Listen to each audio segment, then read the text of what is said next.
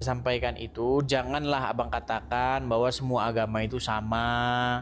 Jangan bilang begitu, beda. Kalau semua agama itu sama, hari ini kita Kristen, besok kita Islam. Karena kan sama saja. Kan sama saja.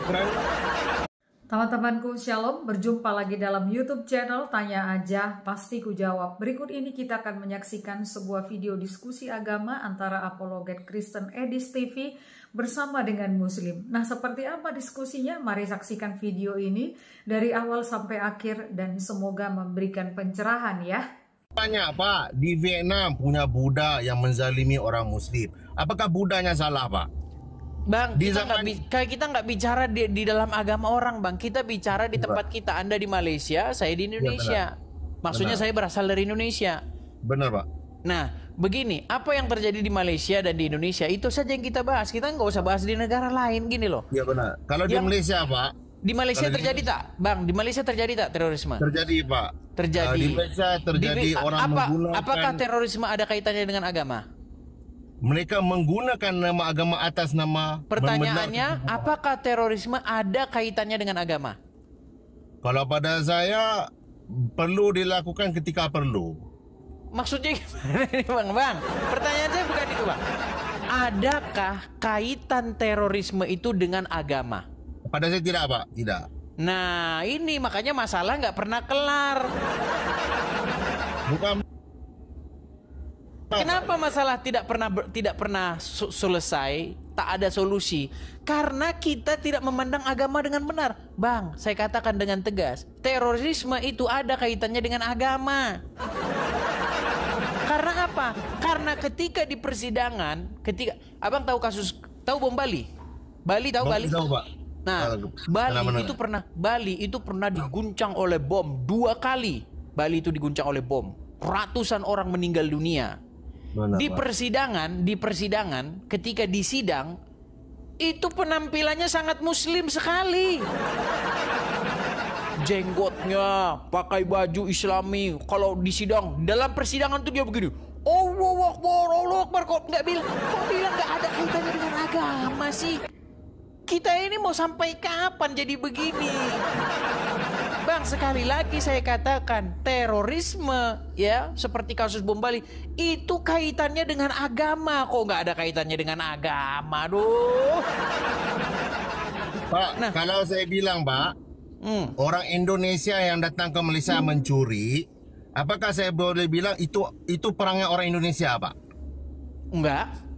Ya, begitu juga, Pak. Kalau ada orang membunuh ditanya dia, apakah ada yang diyakini bahwa menurut yang tertulis di dalam buku ini bahwa orang Indonesia kalau ke Malaysia harus mencuri, ada nggak? Nggak ada. Iya, pastinya tidak, Pak. Nggak ada. Nah, ketika para teroris itu ditanya, ya, ketika dia diwawancarai, dia mengutip ayat-ayat.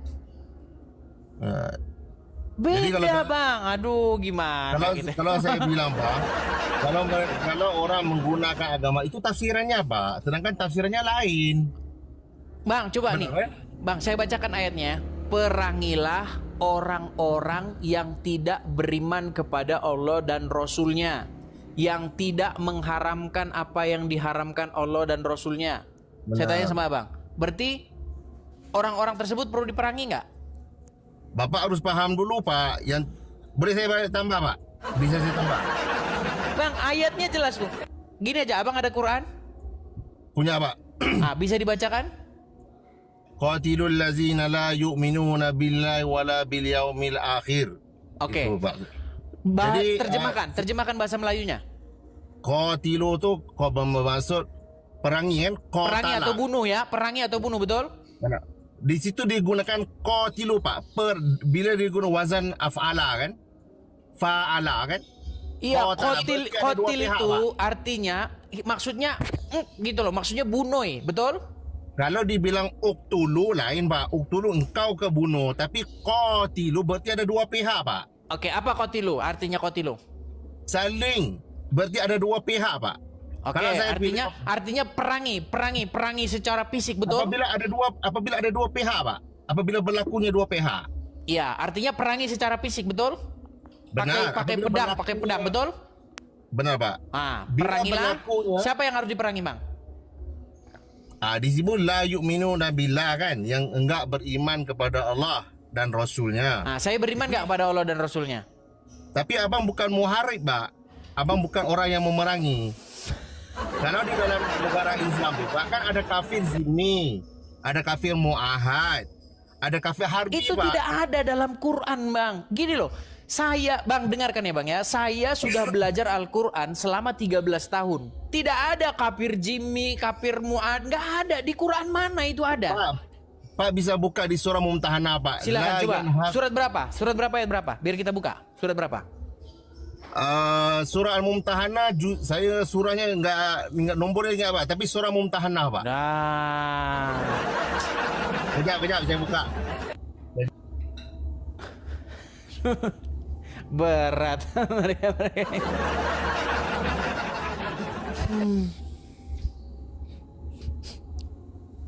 Di situ bukan disuruh memerangi orang-orang yang memerangi.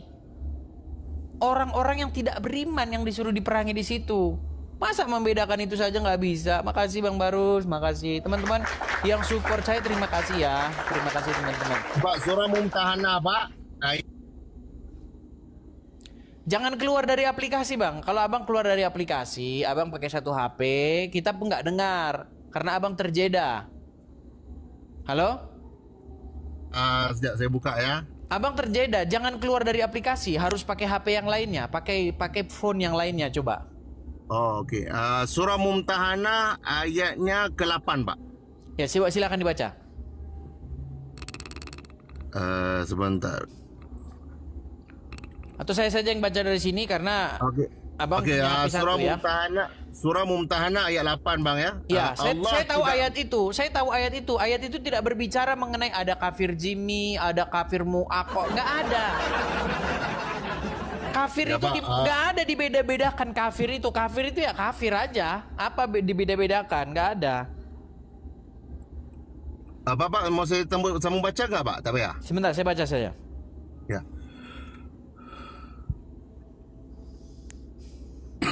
Oke, saya bacakan ya. Ya. Bentar. Sesungguhnya Allah tidak melarang kamu berbuat baik dan berlaku adil terhadap orang-orang yang tidak memerangi kamu dalam urusan agama dan tidak mengusir kamu dari kampung halamanmu. Sesungguhnya Allah mencintai orang-orang yang adil. Benar, Pak. Jadi pastinya adil, Pak. Jadi pastinya di situ ada kafir yang memerangi dan menghalau kau keluar dari rumah tempatmu. Ada kafir. Ini nggak ada kaitannya dengan itu, Bang. Nih, Bang.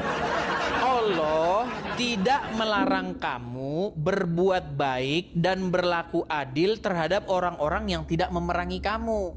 Ya. Tadi premis pertama Bapak harus diperangi semua orang kafir yang nggak beriman, benar.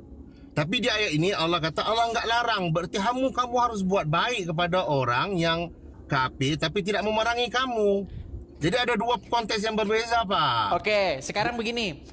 Perangilah orang-orang yang tidak beriman kepada Allah. Itu kalimat perintah nggak? Ya, tapi itu kafirnya kategori apa, Pak? Harus dipahami ayat itu. Karena Quran itu Di punya mana disiplin. kafir kategori seperti apa? Di mana yang dibilang kafir kategori apa? Pertama ada kafir yang kita panggil harbi, Pak. Di Quran surat Harbi. berapa itu?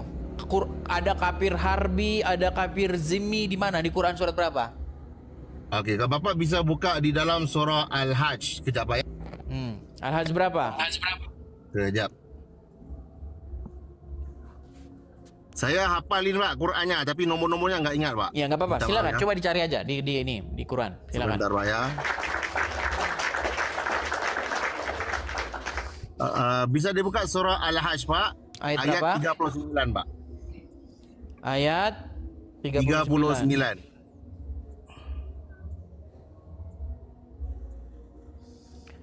Baik, saya bacakan surat Al-Hajj ayat 39. Tidak diizinkan bagi orang-orang yang diperangi karena sesungguhnya mereka telah dianiaya dan sesungguhnya Allah benar-benar Maha Kuasa menolong mereka itu. Di mana di sini ada kafir harbi, kafir jimmi di mana?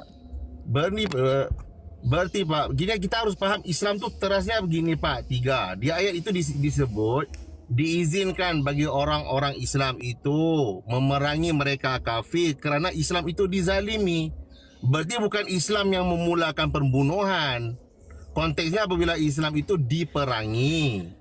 Jadi Bapak harus paham. Coba gini aja, coba fokus aja dulu ke surat surat At-Taubah ayat 29.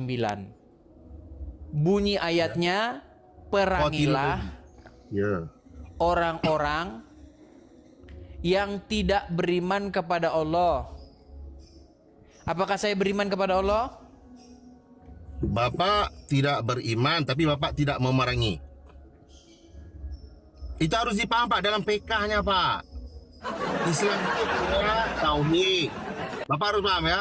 Islam itu punya tauhid, pegangan akidah. Punyanya PK, pelaksanaan kepada akidah itu Pak, kepercayaan itu. Ya, tapi sayang Bang, masalahnya begini, masalahnya semua yang Abang katakan itu tidak ada di Quran gitu loh.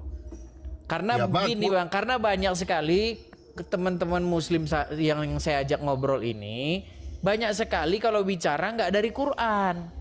Karena mereka menganggap, aduh Quran ini kayaknya nggak bisa diterapkan ini, jadi kita harus pelintir-pelintir begitu. Bukan Pak, kalau macam saya Pak, macam saya kalau mau memahami Injil Bapak, saya nggak langsung terus memahami terus daripada Injil Bapak.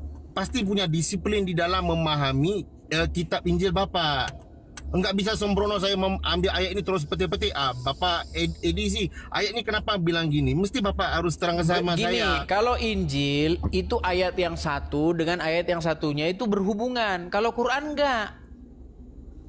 Makasih Kak nih, makasih. Kalau Quran tidak Bang. Kadang ayat satu dengan ayat satunya pun enggak sama, enggak ada hubungannya. Betul tidak? Ya kalau mungkin betul menurut Bapak, mungkin nggak betul menurut saya gitu Pak. Kan kita nggak bergaduh, tapi kita meluruskan niat untuk mencapai kesepahaman Pak. Ya, tapi intinya beginilah Bang. Intinya yang mau saya sampaikan itu, janganlah Abang katakan bahwa semua agama itu sama. Jangan bilang begitu, beda. Kalau semua agama itu sama, hari ini kita Kristen, besok kita Islam. Karena kan sama saja. Kan pada sama saya saja. Sama, Pak, pada saya sama Pak, sebab semua agama itu mendidik manusia Pak untuk menjadi manusia. Tapi ramai tidak menjadi manusia Pak. Mulutnya ngomong keji, melihat nyalahin orang, enggak pernah melihat salah sendiri. Kerana itu Bang, agama itu datang untuk mendidik manusia Pak. Ya, apa yang dididik dalam agama Islam? Contoh, boleh tak berdusta dalam agama Islam?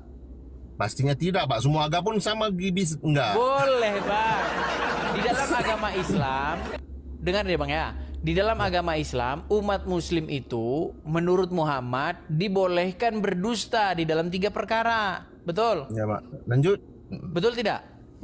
Saya pernah mendengarnya Pak. Nah, berarti umat Islam boleh tak berdusta?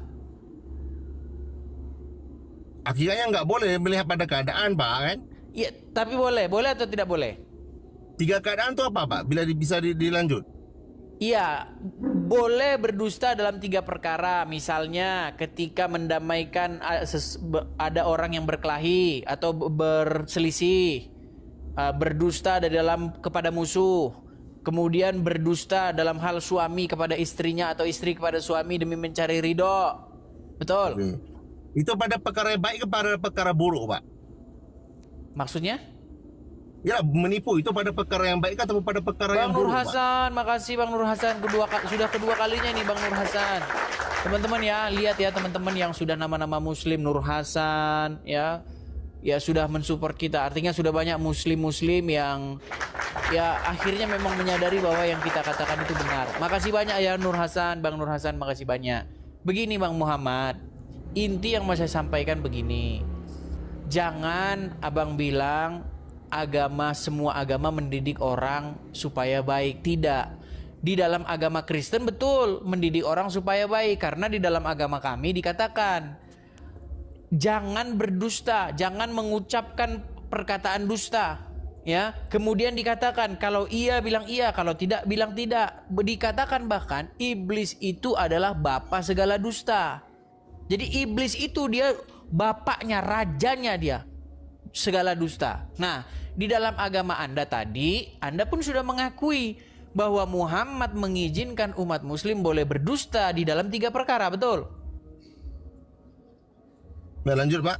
Nah, artinya kita beda. Jangan bilang sama-sama mendidik orang supaya jadi baik. Tidak, Bang. Kerana Pak, kalau pada kami Islam Pak, kami memperincikan yang dikatakan wisdom Pak, kebijaksanaan. Contoh, saya kerja Pak, saya keluarga, kan? Saya punya tanggungan anak bini, isteri saya nggak bekerja Pak. Okey? Jadi saya udah dibuang kerja Pak, udah dibuang kerja. Kalau saya pulang, saya bilang sama isteri saya saya udah dibuang kerja. Apa perasaan istri saya Pak? Ketakutan. Jadi saya dibenarkan untuk tidak, abang nggak dibuang kerja, tapi saya memperbaiki diri, membuat yang lain. Iya, itu namanya berdusta tidak? Ada yang tersakiti nggak?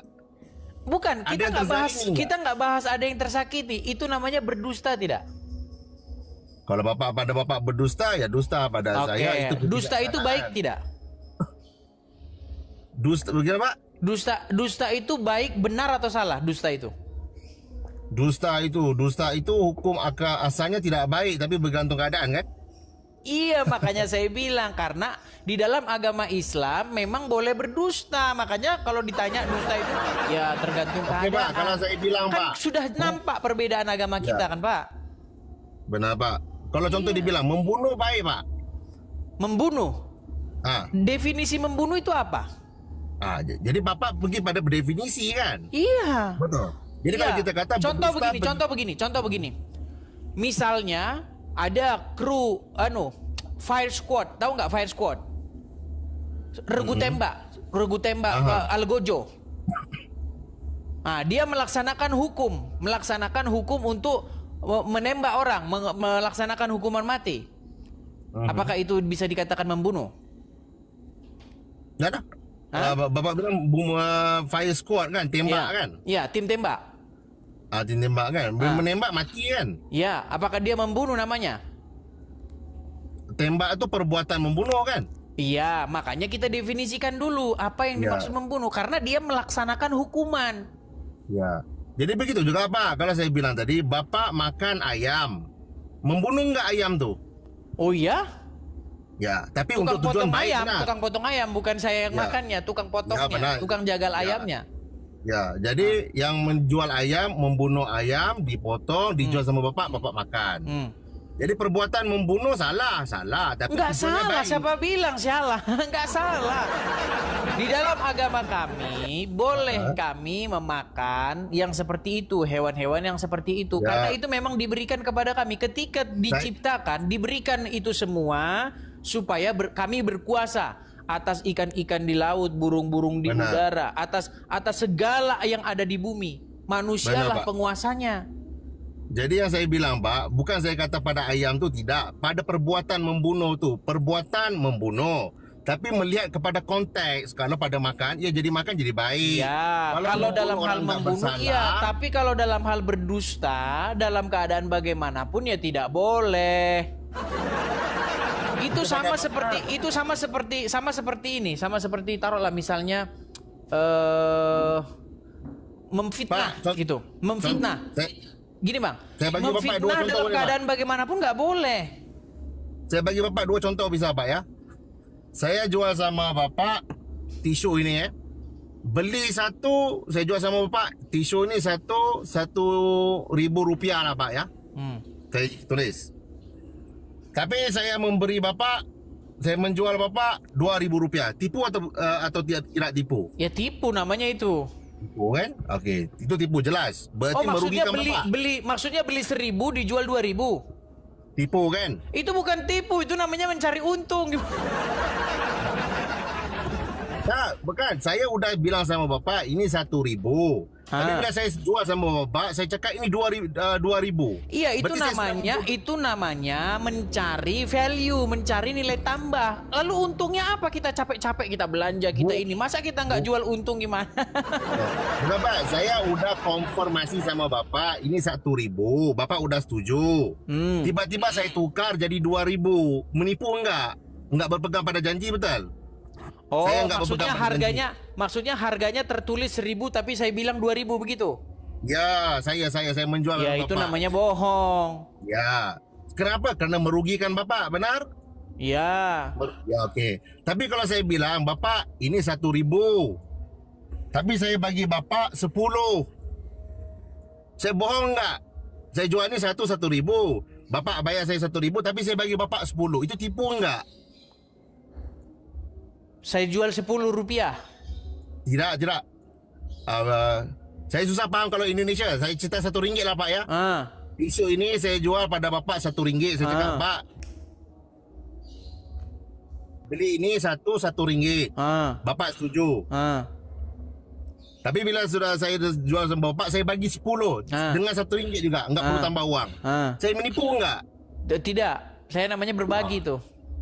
Jadi kalau pada nafsu menipu, kalau nggak cocok sama nafsu engkau bohong. Tapi kalau pada nafsu seroka, orang ini babu ini nggak menipu. Baik, saya kasih tes, saya kasih contoh, saya kasih contoh. Tadi abang pulang ke rumah, ya. Ternyata abang nih sudah dipecat lah, sudah diberhentikan dari pekerjaan. Ya. Terus abang bilang sama istri, enggak masih kerja, belum dipecat gitu. Ya. Itu namanya membohongi istri nggak? Saya menggembirakan dia, Pak. Iya, membohongi istri nggak namanya itu? Bohong tapi menggembirakan dia, nggak biar dia sedih. Tapi iya, masalah itu lain. Saya tanya, buat, berarti berbohong nggak itu? Kan saya udah bagi contoh yang sama, Pak. Sebentar dulu saya tanya. Kalau misalnya Anda bilang kepada istri informasi yang tidak benar, Anda sudah dipecat, tetapi Anda bilang Anda tidak dipecat, berarti berdusta nggak kepada istri? Tidak berdusta, Pak, pada tidak saya. Berdusta. Makanya saya bilang kan teman-teman kan, karena apa? Karena mereka sudah ngikutin ajarannya Muhammad. Jadi kayak begini. Kan tadi saya bilang, Pak. Coba, Pak, di dalam surat Al-Ahzab ayat 70 apa dikatakan? Apa, Pak? Surat Al-Ahzab ayat yang ke-70 apa dikatakan di situ? Kejap ya. Al-Ahzab ya. Ya. Al-Ahzab. Iya, karena gini teman, karena mereka memang sudah dibolehkan berdusta di dalam 3 perkara itu. Jadi mereka karena ajarannya memang seperti itu, ya mereka akan berkelit bahwa berdusta itu baik gitu loh. Iya. Ya, wahai orang beriman, bertakwalah kepada Allah dan sentiasalah berkata pada perkataan yang baik, kan? Yang benar. Benar, Pak? Yang benar. Menurut Al-Quran disuruh mengatakan yang benar atau yang dusta? Ya. Benar tuh gimana, Pak? Benar tuh ada 3, Pak, pada tafsirnya, Pak. Ya. Benar. Apa itu benar? Kebenaran itu apa? Benar itu gini, kebenaran adalah ketika yang kita sampaikan itu sesuai dengan kenyataan. Contoh, kalau misalnya kita sudah dipecat dari pekerjaan, maka yang kita sampaikan kita dipecat dari pekerjaan, betul? Benar. Nah, kalau kita dipecat dari pekerjaan, tapi kita jawab kita tidak dipecat, berarti itu mengatakan kebenaran tidak? Oke lah, saya setuju lah, Pak. Iya. Makanya aku bilang mungkin saya tewas, Pak. Mungkin saya tewas berhujah, tapi saya nggak mau berbohong. Nah itu tapi dalam ajaran, kalau abang bagus nggak mau berbohong. Tapi dalam ajaran Muhammad kan boleh berbohong dalam 3 perkara itu. Saya nggak ikut Muhammad yang berbohong, Pak. Saya ikut Muhammad yang jujur, Pak. Nah itu dia. Akhirnya apa? Kita punya 2 versi Muhammad di sini. Abang mengikuti Muhammad yang jujur, tapi sayang Muhammad yang jujur adanya di mana?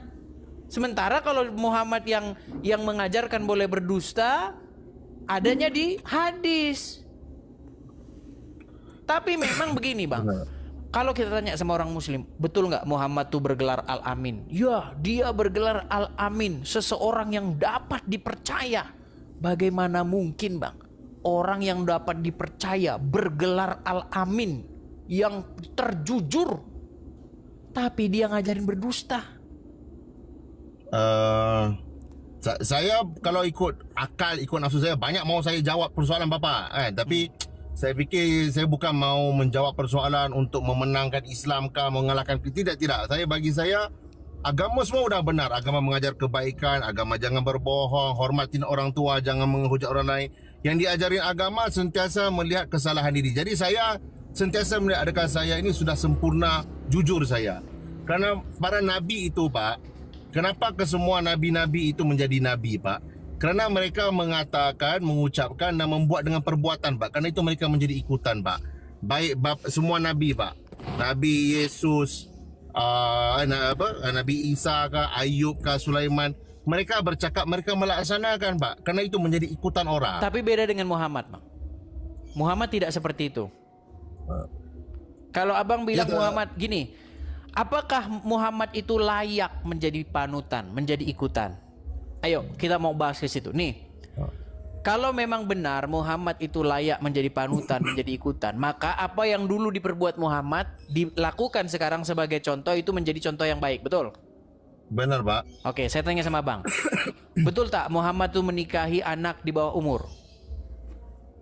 Kalau pada saya enggak ambil pot Pak, enggak ambil peduli Pak cerita tu. Ada yang bilang ini bukan 6 masalah tahun. bukan masalah abang tidak ambil peduli. Menurut literatur Islam, menurut kitab-kitabnya orang Islam, Sahih Muslim, Sahih Bukhari, betul tidak Muhammad tuh menikahi anak di bawah umur?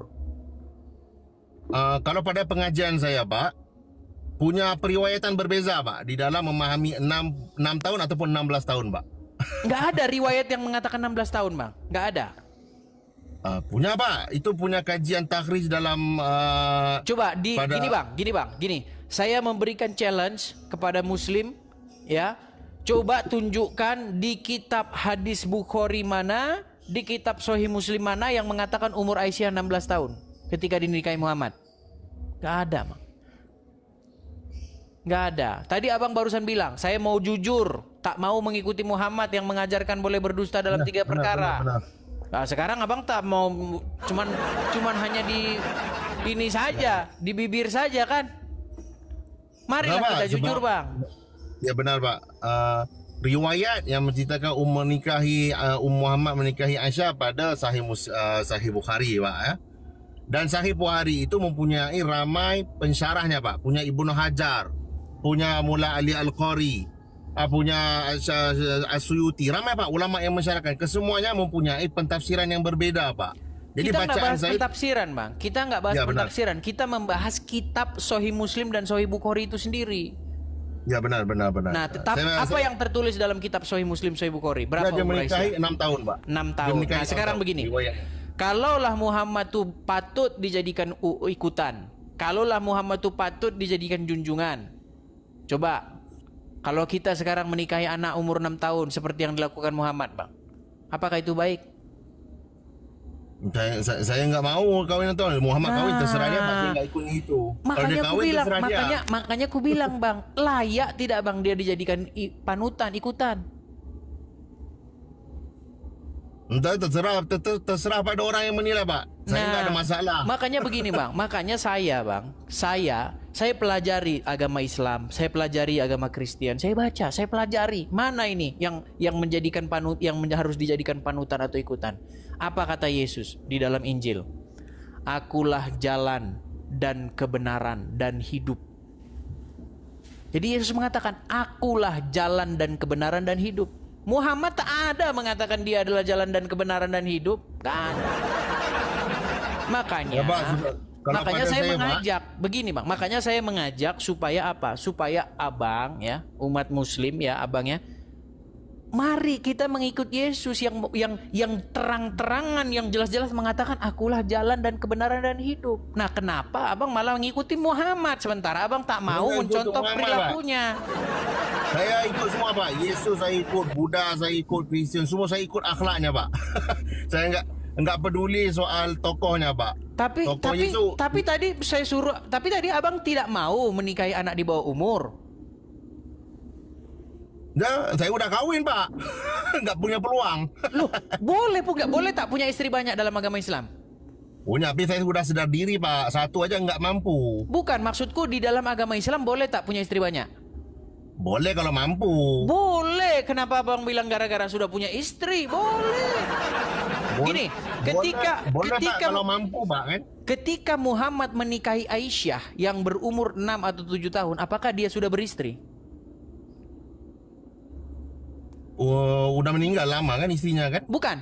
Waktu dia menikahi Aisyah itu, keadaan Muhammad tuh sudah beristri atau belum beristri atau masih single dia? Istrinya udah mati. Khadijah kan? Selain itu masih ada istrinya yang lain, Bang. Jadi ketika Muhammad menikahi Aisyah itu dia statusnya sudah beristri. Makanya istri-istri Muhammad tuh sering bertengkar. Saya nggak ambil peduli istri-istrinya bertengkar. Saya pastikan istri saya nggak bertengkar sama saya Pak. Muhammad sudah selesai ceritanya Pak. Bukan, istrinya Muhammad kadang-kadang saling cemburu dengan sesama istrinya yang lain. Ya benar. Gitu Saya loh. tak tahu Pak, saya tak hidup saya aman tuh Pak. Saya pun nggak berjiran sama Muhammad, nggak tahu isinya Sama bergaduh. Bang, kita ini semuanya tidak hidup di zaman itu. Saya tidak pernah ketemu dengan Muhammad, tidak hidup sejaman dengan Muhammad. Begitu juga saya tidak hidup sejaman dengan Yesus. Kita semua melihat literatur. Kita Benar. semua melihat apa yang disampaikan kepada kita lewat buku itu. Benar. Nah, buku itu menceritakan demikian. Maksudku begini Bang, ada satu inkonsistensi di dalam diri Abang. Abang bilang, saya mau mengikuti Muhammad. Saya ikut Yesus, ikut Muhammad. Saya bilang, mustahil seseorang itu mengikut Yesus dan di saat yang sama mengikut Muhammad. Karena ajarannya beda. Beda 180 derajat. Tolak belakang, satu ke timur, satu ke barat. Nggak mungkin bisa mengikuti dua sosok Yesus dan Muhammad secara bersamaan, nggak mungkin. Pada saya Pak, orang memandang agama kepada tokohnya Pak. Yesus, Muhammad, Siddhartha Gautama, Mahabharata, macam-macam lah. Memahaminya melalui kitab Mahabharata, Smriti, Injil, Lukas kan? Pada saya mereka tokoh-tokoh itu udah sempurna Pak perjalanan Tapi mereka. abang sudah baca? Saya baca gitu-gitu saja Pak. Intinya baca, Smritinya saya baca, Qurannya saya baca. Tapi abang belum baca. Abang sudah baca nggak Injil itu? Saya udah baca. Saya sekarang mau melaksanakan Injil dalam diri saya. Saya mau melaksanakan Quran dalam diri saya. Saya udah penat membaca Pak. Membaca Gini. macam-macam informasi dapat. Ya begini. Jadi Beda Bang. Kalau di dalam agama Islam nanti dikatakan bahwa di kehidupan yang akan, berarti abang percaya nggak dengan kehidupan yang akan datang? kehidupan yang akan datang. Saya enggak memikirkan, saya hanya memikirkan saat ini saya hanya melaksanakan kebaikan kepada diri saya, Pak. Ya, Saya enggak menghujat orang, gini. mencari Tujuan kita melaksanakan apa yang tertulis dalam kitab-kitab itu karena kita percaya kan bahwa hidup ini tidak berhenti pada saat kita meninggal saja, betul? Benar, Pak. Nah, kita percaya ada hidup lagi, ada penghakiman, betul? Benar. Nah, kalau abang percaya dengan itu, ya, apa nanti diberikan? Apa rewardnya itu apa nanti diberikan kepada orang-orang yang percaya seperti itu? Apa rewardnya? Saya udah apa? enggak mau pada saya, Pak. Orang percaya saya melaksanakan apa yang dipercaya, Pak. Kalau saya percaya Tuhan saya maha berkuasa, Tuhan saya maha melihat, saya sentiasa melihat perbuatan saya, Pak. Saya sentiasa meneliti saya buat terbaik ataupun tidak. Ketika saya berbicara sama Bapak, saya sentiasa menilai diri saya. Adakah saya sudah berkata yang baik kepada Abang Edisi? Adakah saya sudah menggunakan bahasa yang paling baik untuk dipahami? Saya enggak mau. Saya percaya Tuhan saya betul. Itu Tuhan saya yang betul. Saya sudah betul atau belum? Saya bilang Muhammad, Yesus saya. Itu Muhammad, itu Yesus. Mereka sudah betul. Saya ini sudah betul atau belum? Betul pada percakapan saya, Ya. pada perilaku saya. Maksud saya begini, Bang, biar kita tidak salah paham ya, Bang, ya gini. Ya, Pak. Kalau abang mengikuti Muhammad, mustahil abang mengikuti Yesus. Kalau abang mengikuti Yesus, mustahil abang mengikuti Muhammad karena yang diajarkan oleh dua sosok ini berbeda jauh. Yesus Ya, mengajarkan. Saya enggak melihat ajarannya, Pak. Saya melihat perilakunya, Pak. Perilakunya Saya pun udah beda jauh. Perilakunya pun beda jauh. Contoh. Yesus ketika melihat orang yang sakit, kerasukan, dirasuki setan, kena sihir dan lain sebagainya, disembuhkan. Yesus menyembuhkan orang yang kerasukan. Nah, sedangkan Muhammad di dalam literatur agama Islam, betul tak dia disihir? Ya, dikatakan disihir ya. Iya. Tapi saya nggak lihat setan yang rasuk tuh, Pak. Saya melihat saya setannya, Pak. Saya udah memandang di luar, Pak. Setan sihir itu. Agak berat saya ngomong udah sama abang ini. enggak ada rusing, Pak. Saya melihat saya yang setan, Pak. Oke, ini contoh nih, Bang. Abang pernah dengar ini nggak? Satu ketika ada seorang ibu-ibu atau seorang istri dari seorang laki-laki pernah datang kepada Muhammad. Nah, dia bertanyalah sama Muhammad nih, perkara ada seorang laki-laki yang tinggal di rumah dia ini, namanya itu Salim. Oke? Nangkap nggak? Abang nangkap nggak? Bang, saya mau tanya, abang punya masa lagi nggak? Kok saya udah ambil masa abang lama sangat, kok ada orang lain mau Masih, naik? nggak apa-apa, santai saja di sini, santai. Gini, ada seorang wanita yang sudah punya suami, tapi di rumah mereka ini tinggal seorang laki-laki juga, namanya itu Salim. Dia dikatakan sudah berjanggut, sudah berkumis, laki-laki ini. Nah, suami dari perempuan ini cemburu karena si Salim ini sering keluar masuk rumah, padahal si Salim ini adalah tangan kanannya dari suaminya sendiri. Nah, satu saat mengadulah perempuan ini kepada Muhammad. Dia mengadu, "Wahai Rasulullah, aku lihat di wajah suamiku, ya, ada raut kecemburuan karena si Salim yang sering keluar masuk rumah, padahal si Salim itu adalah budaknya dia, pembantunya dia." Apa kata Muhammad? Tahu nggak abang apa kata Muhammad terhadap perempuan itu? Oh, tak tahu, Pak. Nah, abang kalau dengar ini nanti abang terkejut nanti. Muhammad berkata, susuilah orang itu.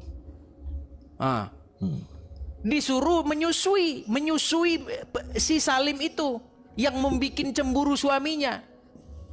Lalu suami itu bilang begini, "Wahai Rasulullah, bagaimana mungkin engkau menyuruh aku menyusui si Salim itu? Dia udah dewasa." Katanya Muhammad di dalam riwayat itu dia tertawa. Muhammad tertawa dan berkata, "Saya tahu dia sudah dewasa," katanya. Lalu setelah dilaksanakan oleh perempuan itu, setelah disusui si Salim itu, besoknya lagi, entah beberapa saat berikutnya lagi, dia datang kepada Muhammad. "Sekarang sudah tidak kulihat lagi bahwa suamiku Abu Huzaifah namanya cemburu lagi. Akibat dia sudah susui si Salim itu." Coba saya tanya dulu sama abang, apa pendapat anda tentang itu? Coba. Saya nggak ribut, Pak, masalah susu tuh, Pak. Saya nggak ambil peduli, Pak. Saya minta maaf, Pak. Saya nggak ambil peduli, Pak. Iya, ini namanya berat, Bang, kalau seperti ini kita diskusi, Bang. Nah, saya minta apa, Pak? Yang saya punya pengetahuan, saya jawab. Yang saya nggak punya, saya nggak jawab. Kalau ada pun saya tahu, saya nggak ambil ribut, Pak. Saya nggak mau dibilang ambil sampah yang di luar, masuk di kepala saya, mikirin pening-pening. Sampah saya pun nggak terbuang, Pak. Sampah dalam diri saya pun nggak terbuang lagi. Ya, jadi gitu, Pak. Coba kita dengar nih ya. Nih. Balik yang sudah besar agar menjadi mahram susuan sesuai hadis. Sebentar, saya putarkan ya. Ustaz, bagaimana teknik aturan pemberian ASI untuk ikhwan balik yang sudah besar agar menjadi mahram susuan sesuai hadis Salim Maula Abi Hudzaifah. Jadi masalah susuan, saudara susuan, maka yang pendapat jumhur ulama bahwasanya seorang baru bisa atau anak bisa menjadi anak susuan kalau dia menyusui jika umurnya kurang dari 2 tahun. Kurang dari 2 tahun. Ini hukum asalnya. Nah, bagaimana kalau sudah balik, sudah umur 14, 15, apakah masih bisa menjadi anak susuan? Maka ini ada khilaf di kalangan para ulama. Namun pendapat yang dirojikan oleh Ibnu Taimiyah, dan ini pendapat Aisyah radhiyallahu taala anha berdasarkan hadis Salim Maula Abu Hudzaifah, itu boleh kalau ada kondisi yang mendesak. Kondisi yang mendesak, misalnya seseorang mengangkat anak anak itu sudah lama tinggal dengan dia sehingga seakan-akan dia benar-benar orang tuanya. Ya, maka dalam kondisi begini sang anak boleh menyusui meskipun sudah dewasa agar dia menjadi Sudah dewasa, walaupun sudah dewasa boleh menyusui. Oh, coba, Ya, abang terserah aku dia, tanya Pak. dulu bang, gini bang, kalau ada wanita dewasa disusui oleh pria dewasa, apa yang terjadi bang? Wanita disusui oleh lelaki. Jadi tak enak lah kita ngomong-ngomong macam begini bang. Ya kan? Apa yang terjadi? Coba. Ya. Saya nggak pikir Pak, saya nggak ambil tahu tuh Pak. Saya minta maaf Pak. Saya bukan mau melindungi Islam tak. Yang kalau Bapak bilang salah, kalau salah tetap salah. Kalau benar benar. Makanya Gitu, aku Pak. bilang Nggak- tadi bang, layak tak Muhammad tuh dijadikan ikutan. Ya. Terserah Bapak. Saya pun nggak Oke lah. Tapi intinya begini, waktu masih berjalan, hidup masih berjalan. Makanya aku bilang sama abang, saya memberitahu tentang kebenaran tentang nama Yesus. Apa yang Yesus katakan. Akulah jalan dan kebenaran. Ya kan? Makanya barang siapa yang percaya kepada Yesus itu tidak akan binasa. Makanya abang, saya bilang sama abang, yang harus abang ikuti, yang harus abang jadikan panutan, ikutan, seharusnya adalah Yesus bang. Makanya saya ajak kepada abang, marilah mengikuti Yesus. Berhentilah abang mengikuti Muhammad. Saya udah nggak ikut Muhammad Pak. Nah, sekarang udah gak mengikuti Muhammad. Saya ikut Imam Muhammad. Saya melaksanakan yang dikatakan Muhammad itu terpuji Pak. Muhammad itu maknanya terpuji. Bang, Apa yang kalau terpuji bagaimana mungkin bisa kena sihir bang? Saya nggak bicara Muhammad itu Pak. Saya nggak bicara Muhammad yang meninggal. Saya bicara bagaimana saya menghidupkan yang terpuji di dalam diri saya Pak. Muhammad kah, Yesus kah, Nabi kah, itu mereka udah selesai Pak. Perjalanan hidup mereka udah selesai, menjadi sejarah. Jadi sekarang ini yang kita harus hidupkan. Kalau Yesus tidak apakah- selesai, ya bedanya begini. Kalau Muhammad memang sudah selesai, sudah nggak ada, sudah jadi bahkan sudah jadi kerangka di kuburannya kan. Kalau Yesus kami, bang, Yesus kami itu hidup. Makanya dia di dalam Bible kami tertulis bahwa dia bangkit dari antara orang mati. Seandainya Yesus kami di kuburan, seandainya Yesus masih ada di kuburan, menjadi kerangka, menjadi tulang belulang, saya nggak usah saya beragama. Untuk apa? Ngapain saya ngikutin orang mati? Untuk apa saya membuat diri saya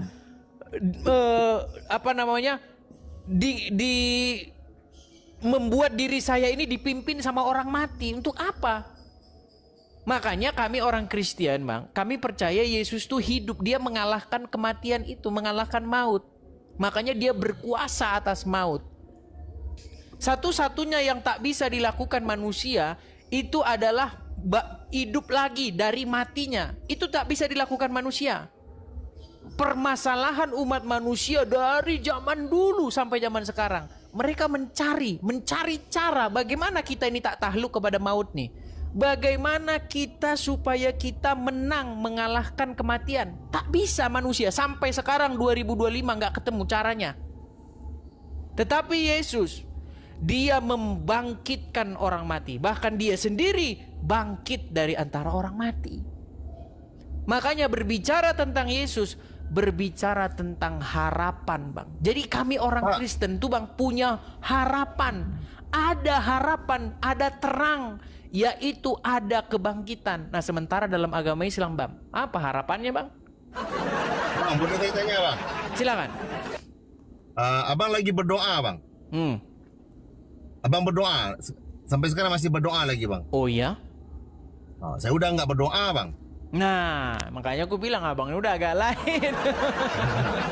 Saya udah nggak berdoa bang. Saya udah nggak berdoa. Abang masih pada sholat? Ya? Abang masih sholat? Sentiasa sholat pak. Sentiasa sholat. Berarti sholat terus ya? Saya sentiasa, setiap saat saya sholat pak. Yang berwaktu dan tidak berwaktu pak. Yang maksudnya yang sholat begini, masih nggak? Ya benar. Itu pun masih, sekarang pun saya sedang sholat pak. Nah, ketika abang sholat, abang begini itu fungsinya apa? Itu menyatakan diri yang satu, Pak. Tauhid. Di mana? Menuhankan yang Di mana satu. dalilnya? Ayatnya di mana? Apa, Pak? Dalil atau ayatnya mengatakan itu mana? Dalil untuk apa? Tangan. Oke, gini lah, begini. Begini apa maksudnya? Terus begini, apa begini? Nah, Apa maksud apa untuk apa biar apa? ini ya. Hah. Kalau pada saya pengajian saya, Pak, ini kita udah menyerahkan segala-galanya, Pak. Kalau Bapak ditambah polisian, angkat tangan. Jadi ini udah matikan diri, Pak. Udah nggak pikir lagi pujian, kejian, dunia, duit. Ya terserah aja ketetapan Tuhan. Iya, tapi dalilnya di mana? Ini itu hadis kan ada pada Sayyidina Utsman. Nggak ada dalilnya bahwa gerakan ini artinya kita menyerah seperti mau ditembak pun. Nggak ada. Ya, Pak. Yang dibilang Bang, yang dibilang di dalam hadis, idza kabbara fakabbara, summa yada'ul yadahul yumna 'alal yusra, gitu, Pak. Memang enggak dijelaskan maknanya apa, tapi orang memahami ibadah ini untuk apa, Pak? Solat, apa tujuan solat itu, Pak? Memang enggak dijelaskan solat gini. Tapi di solat itu tujuannya mencegah diri kamu jangan melakukan keji dan mungkar. Nah, itu pengertian sholat. Nah, dari Ya. gini, coba ada nggak sebuah research yang membuktikan bahwa kalau orang begini, lalu begini, itu bisa mencegah perbuatan mungkar? Ada nggak? Enggak. Nggak Sedangkan di dalam ada. Lalu bagaimana itu dikatakan bahwa itu pengertian sholat? Pak, kalau di dalam semua dunia, Pak, ramai orang kalau Islam bilang solat, Pak, kan? Di agama lain bilang sembahyang. Sama aja, Pak. Solat Arabnya, Melayunya bilang sembahyang. Tapi ramai tak orang solat mencuri, membohong? Ramai. Ramai tak orang sembahyang, orang Hindu, orang Buddhis, orang Kristen sembahyang tapi korupsi? Banyak tak? Makanya aku bilang, Bang, pengertian kalau dalam agama Kristen itu, Bang, tak ada, Bang, ritual-ritual tak berguna itu buat apa? Nggak ada gunanya. Ya enggak masalah solat. Nah, enggak solat. di dalam Kalau Bang, di dalam agama Kristen, apa sih pengertian Kristen itu? Kristen itu artinya pengikut Kristus. Kristus itu sang Mesias. Itu merujuk kepada satu sosok, yaitu Yesus.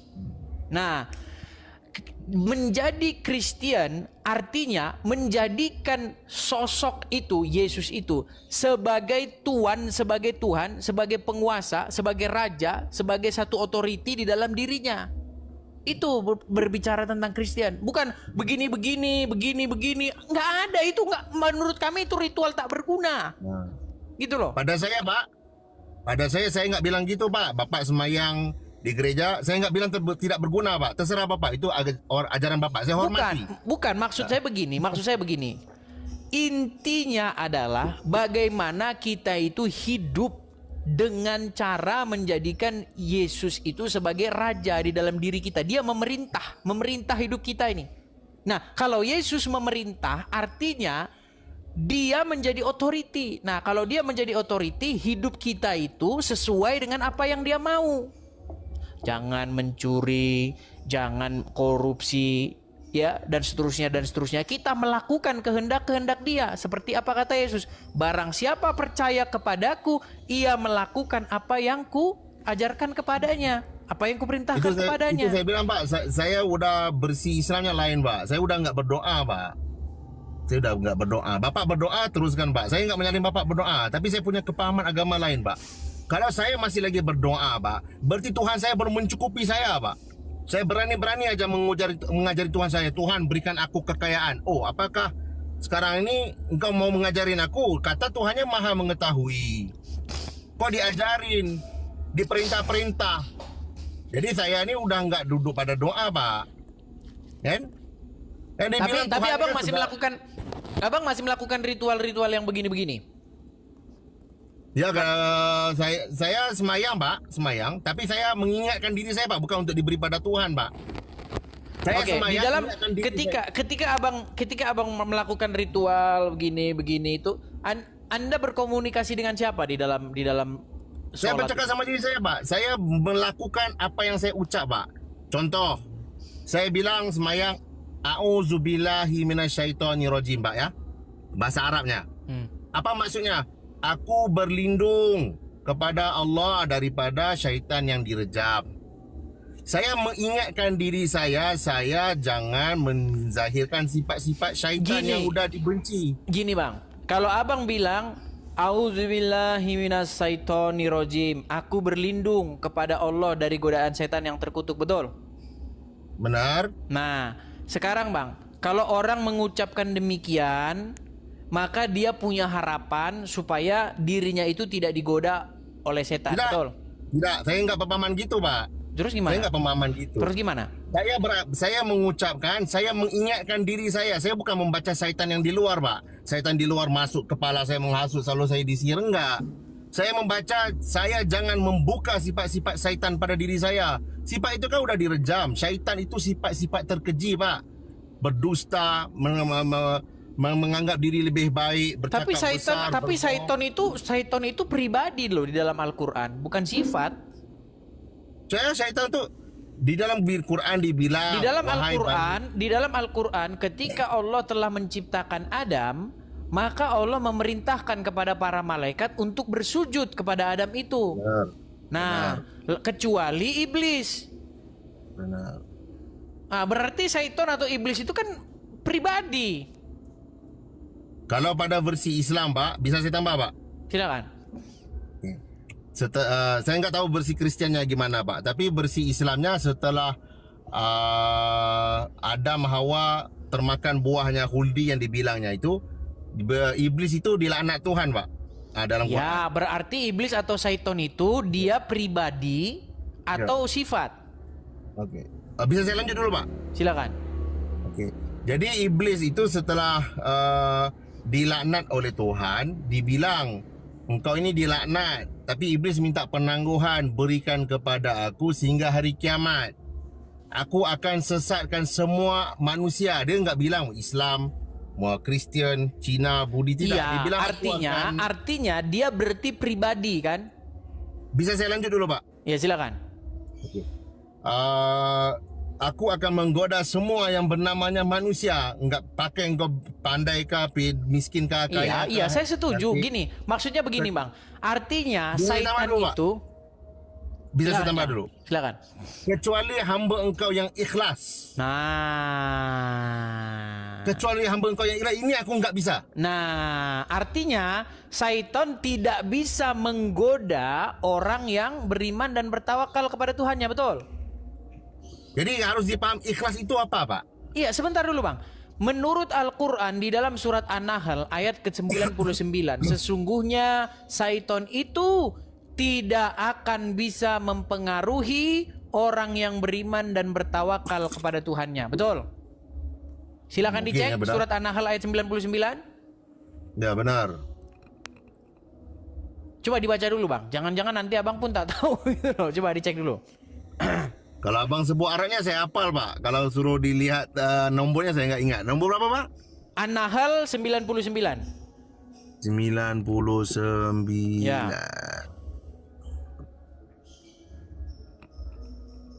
99 ya, Bang Ya. tapi kalau saya cakap, saya rasa susah juga cakap bahasa Indonesia ni. Nggak apa-apa. Saya cakap nggak apa-apa, Malaysia nggak lah, apa-apa, Bang. nggak Senang apa apa-apa. boleh faham kan? Nggak apa-apa, kita bisa saling mengerti kok. Coba. Ha. Jadi kalau- Innahu laisa lahu. Sultan. Coba baca, artikan.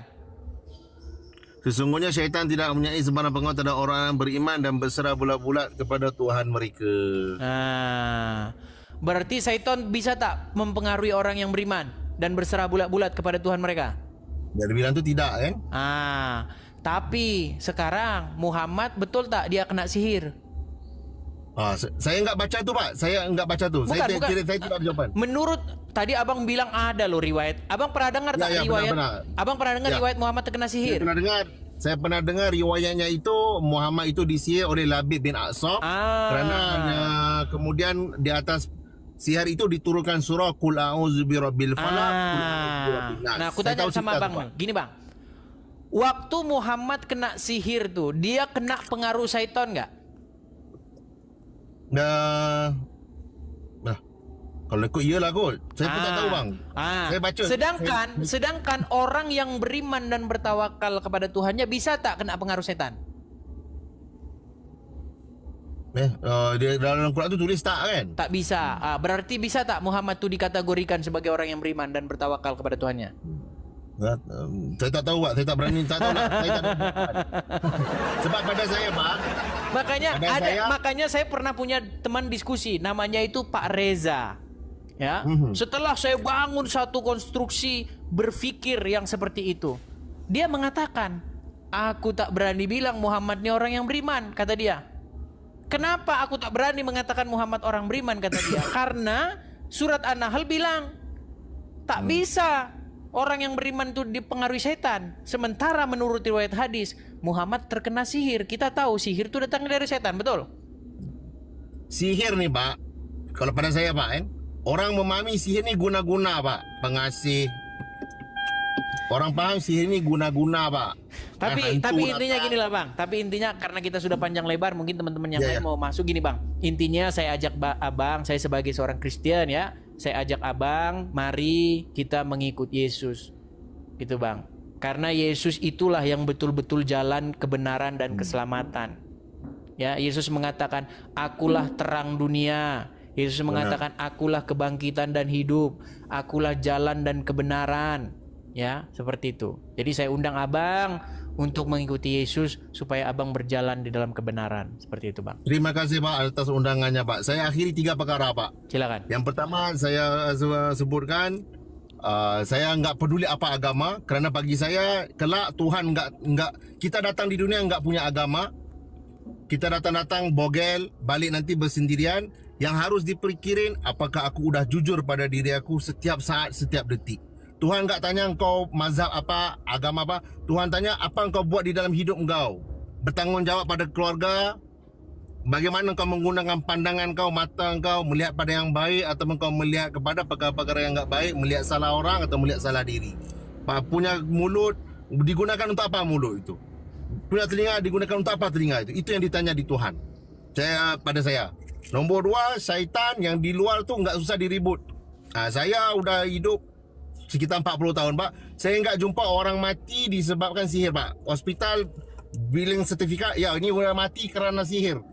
Ini mati diganggu hantu, enggak, Pak. Matinya kolesterol, kencing manis. Jadi kenapa? Kerana mengikut hawa nafsu, Pak. Jadi hawa nafsu pada saya, syaitan iblis itu hawa nafsu tu, Pak. Cakap enggak pikirin orang, perasaan orang. Cakapnya hanya sentiasa dia paling betul. Enggak orang enggak salah. Itu pada saya itulah iblis, Pak, yang harus dikesan dalam diri, Pak. Agama umum semua udah terbaik, Pak. Buddha kah, Kristian kah, Hindu kah, Islam udah baik, semua udah baik.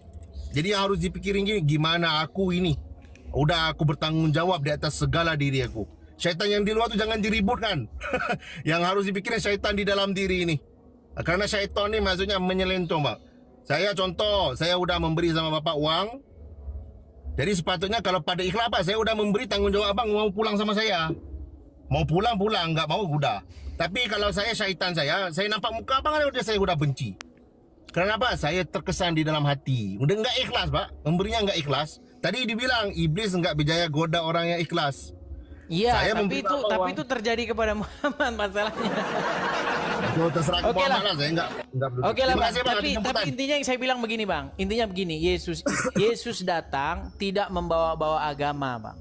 Ya, keselamatan itu bukan karena kita beragama apa. Keselamatan itu karena kita hidup sesuai dengan apa yang diajarkan oleh Yesus. Jadi makanya supaya kita menjadikan Yesus sebagai panutan, sebagai Tuhan, sebagai juru selamat kita.